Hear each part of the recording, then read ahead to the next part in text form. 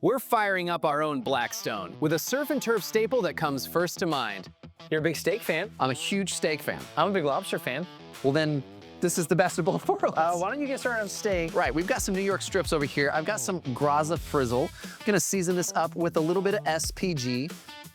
That's right, we're cooking up steak and lobster, a combination so simple yet so legendary, and we're keeping it classic with New York strip and lobster tails. It's rich, it's bold, it's been turning heads for decades. This combo really found its stride in the mid-20th century. One of its big moments was during the 1962 Seattle World's Fair, where steak and seafood were served together as a bold and unforgettable combo.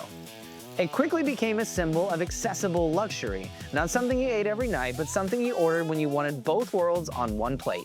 And once that idea caught on, it spread fast. You started seeing surf and turf on menus across the US and eventually around the world, including countries like Australia, where the combo really took off. It makes sense because the appeal is pretty obvious. You've got rich, buttery seafood paired with a deeply savory, well-seared steak.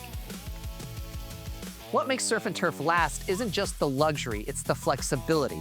You can swap steak for a burger, pork, or chicken, and trade the lobster for shrimp, crab, scallops, whatever makes sense where you are. That adaptability is why surf and turf works across cultures and regions.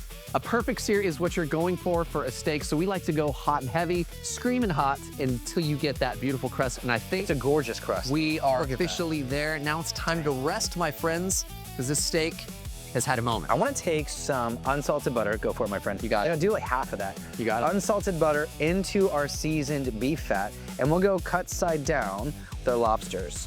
Lobsters take 2 minutes tops. So no other seasonings at this moment. Not at the moment. Not at the moment. I want to get some texture, and I want some butter flavor. And you know what? I'm gonna go ahead and do the asparagus at the same time. Let's do it. And in the same buttery, beefy goodness. asparagus. Yeah. I am gonna season that though a little bit. What do you say? Hit me.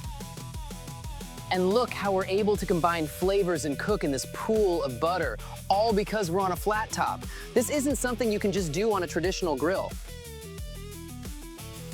All the aromas. I know, I was just about to say, stay over the aromas.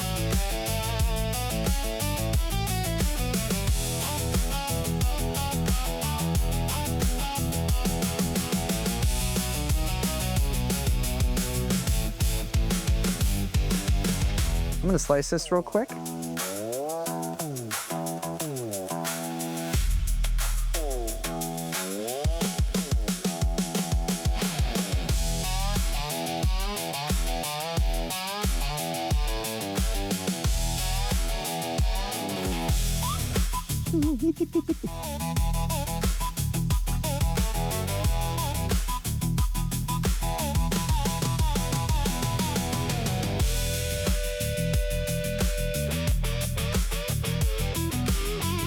Stunning and quick. I love it. Very quick.